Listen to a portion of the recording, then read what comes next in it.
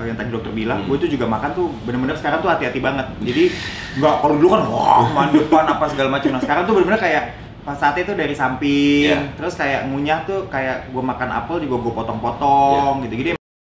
Hai beauty lovers, saya dengan Angga Rahman. Nah siang hari ini saya udah di The Clinic Beauty Philosophy. Nah kalian udah tahu kan kalau misalnya udah kurang lebih hampir 4 bulan saya pakai veneer. Lihat kan? Nah banyak banget teman-teman aku tuh yang nanya karena memang aku tuh dari dulu memimpi-mimpikan memang punya veneer dan memang sebagai orang yang bergerak di bidang PR, jadi aku tuh amat sangat memimpikan juga mempunyai gigi yang bagus.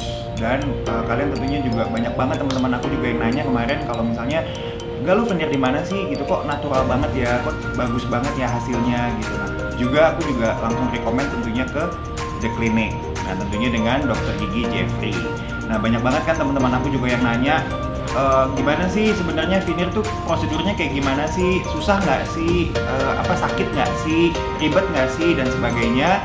Nah nanti siang hari ini langsung aja nanti aku mau nanya-nanya, ngobrol-ngobrol sama dokter Jeffrey. Jadi biar langsung jawaban yang kalian tanyakan ke aku langsung ditonton, oke ya?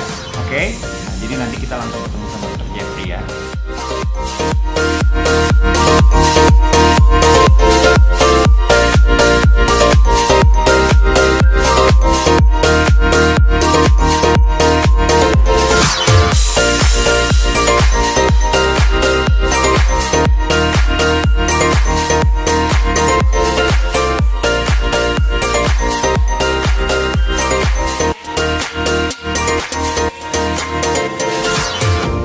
Hai beauty lovers, nah aku udah langsung sama dokter gigi Jeffrey, jadi kita langsung tanya-tanya aja. Hai dok, halo, apa kabar? Baik.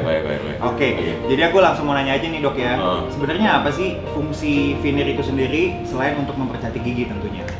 Ya jadi fungsi veneer itu bisa menggantikan tambelan juga sih sebenarnya, tambelan gigi yang dimana tambelan gigi yang sering lepas, yang biasanya tambelan yang menyeluruh di gigi bagian luarnya aja sering lepas, maka biasanya digantikan dengan veneer.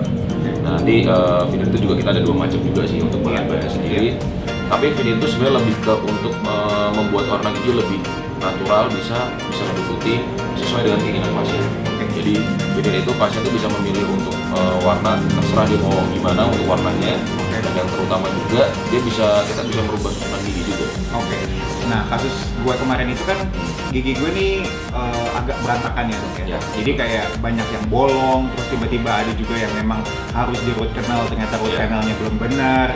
Nah itu kemarin itu kan gue juga milihnya akhirnya indirect. Jadi gue juga pengen nanya sih dok, indirect sama direct tuh apa sih? Sebenarnya banyak banget orang tuh yang bingung kan, ini apa sih direct, ini apa sih indirect? Mungkin mulai dari kasus kamu dulu ya. Kasus kamu kemarin itu kenapa harus di root canal? Root canal itu jadi perawatan syaraf. Karena ada gigi kamu yang kemarin sudah berubah warna hitam. Ya kan? Dan itu ada yang bekas di crown dulu kan. Yang sebelumnya ada di selongsong crown. Jadi kalau gigi sudah pernah di crown itu biasanya apalagi sudah berubah warna, otomatis kan gigi kamu sudah mati. Nah seharusnya namanya di perawatan syaraf dulu. Nah sebenarnya veneer pun direct atau indirect sebenarnya bisa dilakukan di gigi yang belum pernah di perawatan syaraf. Makanya untuk kasus kamu kan ada yang di crown, ada yang di veneer. Nah kalau di crown itu untuk kasus yang giginya sudah mati atau perawatan syaraf, seperti itu. Jadi istilahnya kita bikin selongsong full nih. Jadi makanya ada kombinasi gigi depan kamu yang di crown, ada juga yang samping kanan kiri yang itu di veneer. Yang dimana kalau crown itu kan kita membawa gigi terlalu banyak nih. Tapi untuk kasus kamu kan kemarin memang saya kombinasi karena memang ada yang sudah mati. Nah terus habis itu bedanya direct sama indirect tuh berbedanya gini. Kalau direct itu kita memakai bahan tambelan gigi. Nah itu dimana pasien itu cuma datang 1 kali visit doang, habis sudah selesai. Kalau yang kamu kemarin itu indirect itu kamu butuh waktu 2-3 kali pertemuan. Bedanya di situ sih. Tapi untuk dari ketahanan untuk dirinya sendiri jauh walau yang direct dan indirect. Karena direct itu kan dia bisa kusam. Karena dia komposit itu ya? Betul sekali, komposit lambung gigi. Jadi dia bisa berubah warna. Kalau kita ngerokok, kalau kita minum kopi apa segala apalagi makanan di sini kan banyak kunyitnya. Istilahnya gampang merubah warna gigi. Banyak rempah-rempah lah. Ya betul. Nah makanya kalau direct itu biasanya untuk pasien yang istilahnya memang mau coba veneer dan memang harganya benar-benar jauh lebih murah dibanding yang porselen yang indirect ini. Nah tapi biasanya setelah kalau misalnya dia pakai yang direct, nanti ujung-ujungnya nanti mereka akan ke indirect. karena mereka malas untuk datang ke klinik lagi untuk retouch lagi. Kayak sama kayak kita bulu mata aja, udah mulai gini di retouch lagi, dan itu kan keluar biayanya sama aja. Jadi nanti ujung-ujungnya nanti akan mereka untuk lari ke indirect lagi, seperti itu. Nah kalau indirect memang prosesnya agak lama, bisa 2 kali sampai 3 kali pertemuan. Cuma untuk jangka waktu pemakaiannya itu pakai sampai kapan sih? Itu dipakai sampai seterusnya. Itu maksimum berapa lama sih? Kalau si indirect yang kayak kalau indirect itu kalau kita jaga dengan pola makan yang benar, pembersihan juga bagus, itu mau dipakai sampai 10-20 tahun masih aman ya, as long as penggunaannya emang. Nah, sekarang penggunaannya bagus dan tidak ada makan yang keras-keras kayak gitu. Nah, gimana sih nanti habis itu kita harus kontrol 6 bulan setelah tervinir. Kalau 6 bulan kita cek ada yang kotor atau nggak, kita bersihin. Ada vinir yang bocor atau tidak. Kalau ada bocor juga ya? Kalau kita ngomong terjelek ada yang bocor, ya kita ganti yang 1 vinir aja. Yang itu aja yang bocor. Biasanya mulai dari keluhannya itu setelah dipakai setelah setahun 2 tahun masih ngilu di daerah situ. Nah, berarti ada suatu something yang entah vinirnya bocor atau ada masalah waktu pemasangan. Seperti itu. Biasanya kalau bocor atau masalah pemasangan itu biasanya karena apa? Biasanya salah makan kah, ataukah dia memang tiba-tiba jatuh atau apa, biasanya yang sampai bocor gitu loh? Bocor itu bisa karena dari awalnya kita pemasangannya salah. Jadi waktu pas pengerasan lemnya keburu keras. Jadi ada gitu ya? Gap antara gusi dengan vinirnya. Nah itu bisa juga. Cuma kita makanya sebelum pasien pulang kan saya harus cek dulu semuanya nih, dekat gusi ada masalah nggak? Ada open atau tidak? Kalau tidak ada, as long as dipakai biasa aja nggak ada masalah sih. Terus yang kedua bisa jadi dari cara sikat gigi yang tadi kamu. Nah, di mana cara sikat gigi kalau yang terlalu kenceng atau gimana, gusinya kan akan naik. Nah, itu bisa nyebabin infeksi makanan di situ. Nyelip di situ. Nah, terus kalau misalnya kamu pembersihan jarang pakai dental floss, makanan kan suka nyangkut di sela-selanya nih kadang-kadang kita makan. Nah, itu kalau misalnya didiamin lama-lama kan dia jadi pelanggaran gigi. Nah, itu yang bisa nyebabin vinir akan bocor, rusak. Nah, itu akan timbulin masalah di situ. FYI guys, itu tadi yang dikasih dokter Jeffrey. Tadi ada kasus di gigi gue, jadi gue tuh ternyata sikat giginya tuh salah. Jadi selama ini tuh sikat giginya terlalu kencang, walaupun gue pakai bulu yang halus, tapi tuh sikat giginya tuh lurus gitu loh, nggak memutar. Betul. Jadi itu dia kayak ngerusak gigi atasnya. Abrasi kalau kita bilang. Iya, abrasi. Jadi tuh giginya tuh jadi bolong, tapi bolongnya tuh di deket gusi, ngerti nggak sih? Kayak yang serem gitu loh. Jadi tiba-tiba kayak kroposnya di atas yang kayak gigi lo udah tinggal dikit aja udah pengen copot gitu kan. Nah jadi tadi dokter udah ditambal gigi gua. Nah itu kalian juga sebagai tips sih sebenarnya. Jadi kalau sikat gigi tuh yang gak usah kenceng-kenceng sih sebenarnya. Malah tadi dokter bilang gue tuh sikat gigi mendingan pakai yang alat aja tuh elektrik yang gitu ya. Cuman jangan kenceng-kenceng juga ya. Ternyata emang kan kadang-kadang kan orang kan wah biar kenceng apa biar makanan semua bersih giginya, ternyata enggak ya. Semakin kenceng malah bikin giginya abrasi yang itu dibilang habis giginya. Karena sebenarnya paling benar tuh sebenarnya sikat gigi bukannya cepat dan kencang. Tapi kita pelan-pelan tapi agak dilamain. Sekitar 4-5 menit untuk sikat gigi. Seperti itu. Nah, gue ada pertanyaan lagi nih, Dok. Apakah direct veneer sama indirect tadi prosesnya tuh kayak mesti nyetak dulu lagi? Apakah langsung datang sekali aja langsung bisa pasang atau gimana? Gue jelasin direct dulu ya. Kalau direct itu istilahnya pasien datang, saya nggak perlu cetak. Jadi istilahnya direct nih pasien datang. Ini kalau kita mau cara yang cepatnya direct ya. Kalau direct yang mau yang cepat itu juga kita datang pasien konsultasi, oke dia mau pakai direct. Terus habis itu kita kasih tahu prosedurnya seperti apa. Habis itu kita kasih lihat nih pasien mau modelnya seperti apa. Entah pasiennya punya model dari foto yang mau demonya seperti apa. Kita cek dulu nih. Terus kita cek dari gigitan pasien juga. Memungkinkan nggak kita bikin model seperti itu yang dia mau. Kalau misalnya tidak memungkinkan ya kita bilang tidak mungkin. Contoh misalnya pasien dengan kondisi gigitannya sudah terlalu dalam. Habis itu dia minta giginya dibikin gigi kelinci. Udah pasti tidak mungkin bisa. Karena akan menyebabkan gigi kelincinya itu patah. Yang kayak kemarin lo bilang sama gue dong. Kalau dibikin dipanjangin, tapi ini coba ngatup dulu giginya, ngatup dulu gitu. Karena kalau dipanjangin ternyata ngatupnya ternyata memang nggak bisa, jangan dipaksain. Karena pasti nanti patah. Pasti yang ada nanti mau veneer pakai yang lem sebagus apapun, tetap nanti akan patah. Sama juga tadi yang kemarin lo bilang sama gue kalau misalnya tidur yang ngegeretakin gigi. Itu juga kalau bisa dipakein night guard untuk pelindung untuk malam. Supaya waktu pas diasah giginya itu yang kena bukan giginya tapi night guardnya, pelindung giginya. Jadi aman untuk dipakai. Nah kalau direct itu jadi ya istilahnya dia udah oke nih, deal dok saya mau di sini dan gua cek oke, hasilnya memang bisa. Baru kita pasang di pasien. Model-model di pasien, udah habis itu udah dipoles pulang pasien. Itu yang cara cepat. Tapi kalau misalnya mau direct yang agak lumayan ribet, cuma ya kita cetak dulu juga. Cetak dulu, sama kayak kemarin kita bikin contoh di model tuh. Contoh di model, pasien kita kasih lihat, udah oke. Nanti habis itu saya bikin pati indeks. Pati indeks itu istilahnya buat ukuran di giginya. Nah kalau sudah, nanti saya tinggal bentuk-bentuk aja, sama seperti itu. Cuma itu lebih istilahnya meminimalisir kalau misalnya kita ngomong nggak ada pati indeksnya itu. Tergantung mood dokter sih. Kadang-kadang kita bikin bisa yang kanan kiri, karena langsung nih, itu bisa kanan sama kiri bisa nggak balance ya. Kalau misalnya pasiennya sehari cuma satu itu doang, masih oke lah. Kalau sehari pasien direct filler sampai 5, 10 pasien, itu pasien ada fillernya istilahnya kok bentuk kanan dan kiri beda. Terus ada yang di sini lebih gendut, ininya enggak. Nah itu yang bisa untuk minimalis seperti itu.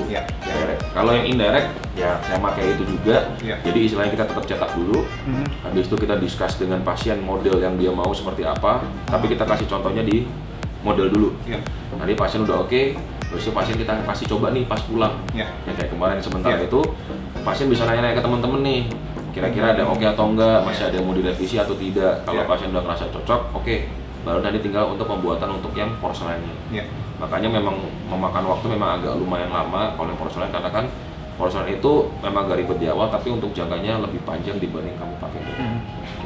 Oke, nah gue juga mau info sedikit ke kalian. Kalau misalnya pakai veneer itu adalah kayak komitmen seumur hidup. Jadi which is terutama dalam hal kalau misalnya lo indirect bener ya dok ya. Jadi sebenarnya kayak lo pacaran aja atau nggak lo married lah gitu. Jadi lo nggak bisa, kalau lo udah memilih indirect, ya lo nggak bisa, you can go back gitu. Jadi bener-bener emang life commitment gitu. Jadi itu juga gue mau nanya sama lo sih dok sebenarnya. Kalau misalnya kayak gue udah indirect gitu ya, itu kan udah seumur hidup ya. Nah berarti itu kayak kemungkinan gue untuk harus ganti veneer tuh ada kan gitu loh. Maksudnya kayak veneernya tiba-tiba yang rusak atau mungkin karena kan porcelain kemarin yang gue pakai. Nah itu kira-kira jangka waktunya kemarin kan lo bilang ke gue kan sekitar 10 tahun. Mungkin itu bisa mau operasi atau gimana? Gini, jadi yang ini mau gue tekan, yang gue jelasin juga. Jadi istilahnya kayak beberapa nih pasien kalau udah mau veneer, yang dia suka kadang-kadang tuh harus selalu nanya ke dokter dan kekurangan dan kelebihan dari veneer itu apa. Makanya kalau bisa nanyanya tuh kekurangannya aja, jangan pernah menanyakan kelebihannya, karena ya semua orang pasti pengen cantik lah. Tapi kekurangan itu yang dimana yang kadang-kadang nggak semua dokter itu menjelaskan secara detail, dan kadang-kadang gue beberapa kali tuh sering banget ketemu pasien yang udah pernah veneer di tempat lain ataupun veneer di mana dia ngerasa menyesal. Kadang-kadang, dok saya mau lepas veneer saya, dok saya mau copot, ini pakai veneer saya nggak enak, nggak nyaman, gigi saya jadi ngilu, sakit segala macam. Itu banyak ya dok? Banyak banget yang kayak begitu. Karena gue selalu nanya, maksudnya emang kamu waktu pas veneer kamu nggak nanya? Saya nggak dijelasin dok, saya nggak pernah dijelasin sampai sedetail itu segala macam.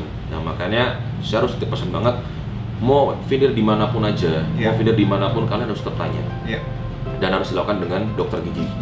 Nah habis itu istilahnya ya kamu harus tanya untuk apa sih, gimana sih dok?